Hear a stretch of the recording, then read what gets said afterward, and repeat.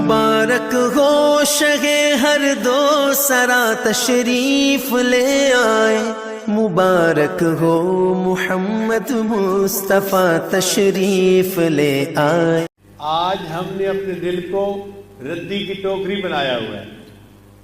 ایک ہوتا ہے نا ٹریش کین، ٹیشو پیپر ہے تو وہ پھینک دو، کاغذ ہے تو وہ پھینک دو، کوئی چیز کھائی کچھ بچ گئی تو وہ پھینک دو، ہر چیز کو بس ردی کی ٹوکری میں ڈال دیا جاتا ہے۔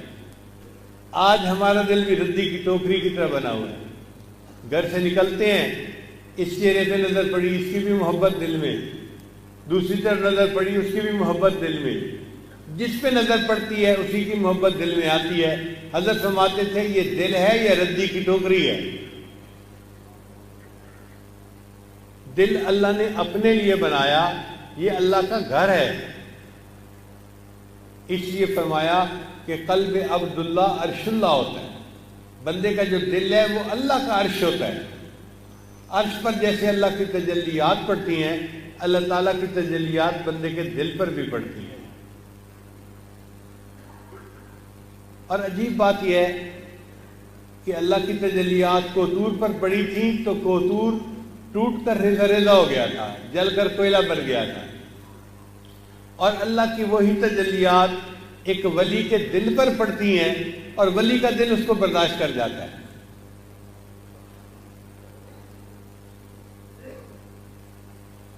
اللہ تعالیٰ نے دل کو وہ صلاحیت دی ہے کہ یہ اللہ کی تجلیات کو بھی برداشت کر لیتا ہے۔ عمدۃ السلوک میں حضرت سید حسین شاہ رحمۃ اللہ نے لکھا ہے کہ جب اللہ تعالیٰ کسی بندے کو پسند فرماتے ہیں تو ایک دن میں بسا اوقات 70 مرتبہ اس کے دل کو محبت کی نظر سے دیکھتے ہیں۔ ایک دن میں 70 مرتبہ اس کے دل کو محبت کی نظر سے دیکھتے ہیں۔ میرے اس بندے نے میرے گھر کو کتنا صاف کر لیا، اس نے اس دل کو میری محبت سے بھر لیا، یہ میرا دوست ہے، یہ میرا محبت والا بندہ ہے۔ اسی حدیث پاک میں آتا ہے کہ جو اللہ سے محبت کرنے والا بندہ ہوتا ہے، اللہ تعالیٰ اس کو قیامت کے دن خصوصی قرب عطا فرمائیں گے۔ امام غزالی رحمۃ اللہ نے تو یہاں تک لکھا ہے کہ اللہ تعالیٰ ایک فرشتے کو حکم دیں گے، اعلان کرو انسانوں کے سامنے، این المحبین، میری سے محبت کرنے والے لوگ کہاں ہیں؟ لاکھوں لاکھوں لوگ ہوں گے جو اللہ کے عرش کے قریب ہو جائیں گے۔ اللہ ہم آپ سے محبت کرنے والے ہیں۔ فرشتہ پوچھے گا تمہارے پاس کیا دلیل ہے؟ وہ کہیں گے ہم تو سنت کے مطابق زندگی گزارتے تھے، دین کی زندگی گزارتے تھے، عبادت کی زندگی گزارتے تھے، تہجد پڑھتے تھے، ہم تو اللہ کا ذکر کرتے تھے، ہم تو اللہ کے راستے میں وقت لگاتے تھے، ہم تو مدرسے میں پڑھتے تھے، ہم تو یہ کرتے تھے، یہ کرتے تھے، یہ سب کچھ ہم نے اللہ کے لیے کیا، ہم اللہ ہی کی تو محبت کرنے والے بندے ہیں، ہمارے پاس اس کے سوا اور ہے کیا؟ جب وہ یہ کہیں گے، اللہ فرمائیں گے اے فرشتے میرے یہ بندے بالکل ٹھیک کہتے ہیں، انہوں نے میری محبت میں زندگی گزاری، اب ان کو جنت میں جانے کے لیے روکو نہیں، جنت کا دروازہ کھول دو اور ان کو بلا حساب جنت میں جانے دو۔ اور واقعی دنیا میں بھی ایسا ہی ہوتا ہے کہ جس سے محبت ہوتی ہے اس سے حساب لینے کو دل نہیں کرتا۔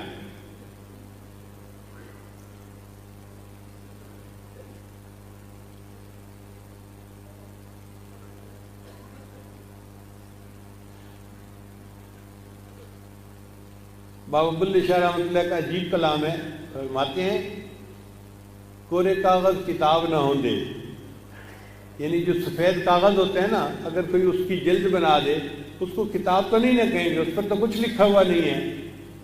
کورے کاغذ کتاب نہ ہوں دے تے سارے پھل گلاب نہ ہوں دے تے جے کر یاری لائیے بلیا تے یارہ نال حساب نہ ہوں دے۔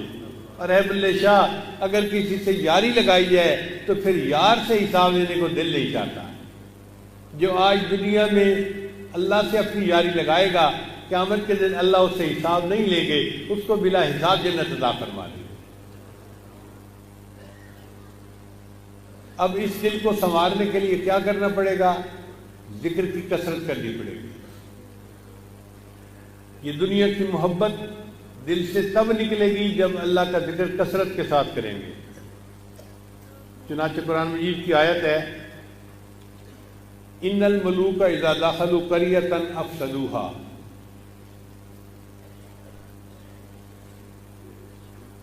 ظاہری اس کے معنی تو یہ ہیں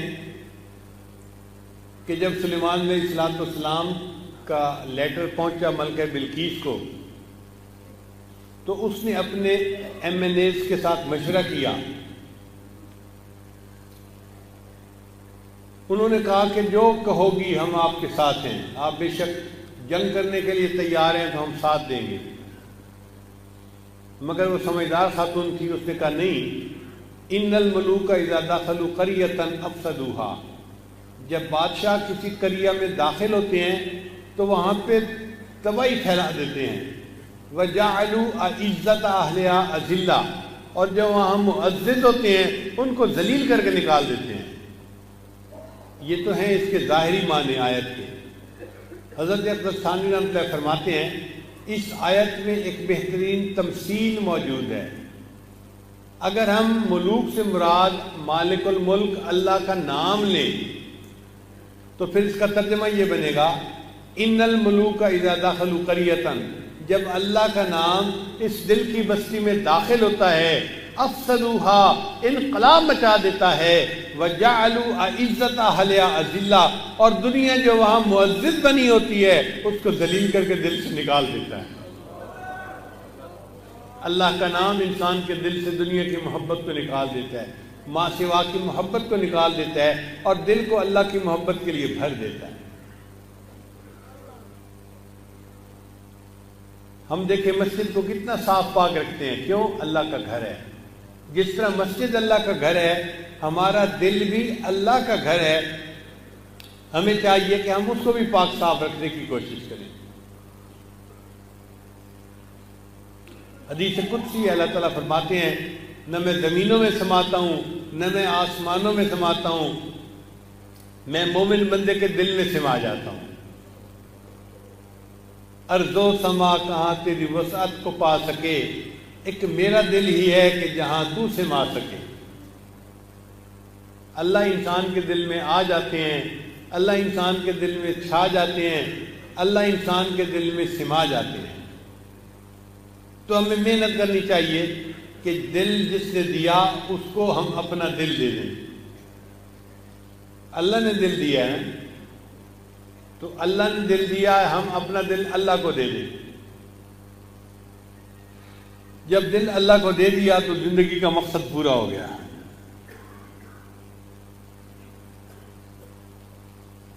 شریعت کا حکم ہے، اگر کسی گھر میں تصویر ہو زندہ کی، انسان کی، جاندار کی، تو وہاں پر رحمت کا فرشتہ نہیں آتا۔ اگر کسی گھر میں تصویر ہو تو وہاں رحمت کا فرشتہ نہیں آتا۔ اگر کسی کے دل میں کسی ماں سوا کی تصویر ہوگی، اس میں اللہ کی رحمت کیسے آئے؟ گھر میں عورت روزانہ 2-3 گھنٹے گھر کی صفائی کروانے میں گزار دیتی ہے۔ اب اگر اس سے پوچھیں کہ تو گھر صاف کرنے میں اتنی محنت کیوں کر رہی ہے، کیوں پسینہ بہا رہی ہے، تو وہ کہے گی جی کہ اگر گھر گندا ہوا تو میرا خامن مجھ سے ناراض ہو جائے گا۔ جس طرح گھر گندا ہونے سے خامن ناراض ہوتا ہے، دل کا گھر گندا ہونے سے انسان کا رب ناراض ہو جاتا ہے۔ تو ہمیں بھی چاہیے کہ ہم دل کے گھر کو صاف کریں۔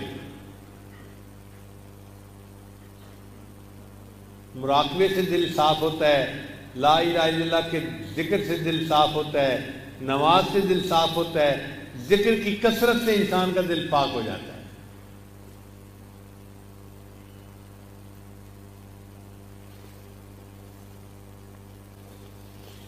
اگر کوئی بندہ دودھ لینے جائے اور اس کے برتن کے اندر گندگی لگی ہوئی ہو تو دودھ دینے والا دودھ نہیں اس میں ڈالے گا، کہے گا بھئی جاؤ صاف برتن لے کے آؤ۔ اگر کوئی بندہ گندے برتن میں دودھ ڈالنا پسند نہیں کرتا، اللہ تعالیٰ بھی انسان کے گندے دل میں اپنے نور کو ڈالنا پسند نہیں فرماتے۔ اللہ بھی چاہتے ہیں میرے بندے صاف برتن لے کے آؤ، میں اس کو اپنے نور سے بھر دوں گا۔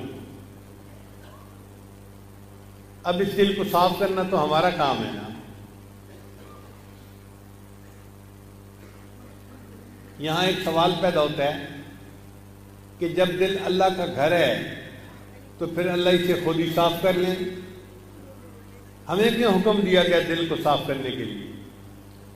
علماء نے جواب دیا کہ جب بندہ کرائے پہ مکان کسی کو دے دیتا ہے نا تو کرائے کے مکان کو صاف کرنا مالک کی ذمہ داری نہیں ہوتی، کرایہ دار کی ذمہ داری ہوتی ہے. اللہ نے اس دنیا میں یہ دل ہمیں عطا کر دیا، یہ مستعار ہمیں ملا ہے، اور اللہ نے ہماری ڈیوٹی لگائی میرے بندوں میرے اس گھر کو صاف رکھنا. تو دل کو صاف کرنا یہ ہماری ذمہ داری ہے.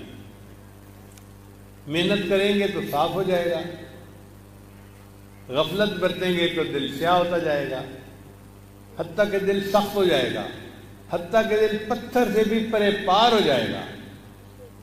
اللہ فرماتے ہیں ثم قست قلوبکم من بعد ذلک، پھر اس کے بعد تمہارے دل سخت ہو گئے، فَهِيَ كَالْحِجَارَةِ أَوْ أَشَدُّ قَسْوَةً، یہ پتھروں کی مانند ہو گئے بلکہ پتھروں سے بھی زیادہ سخت ہو گئے.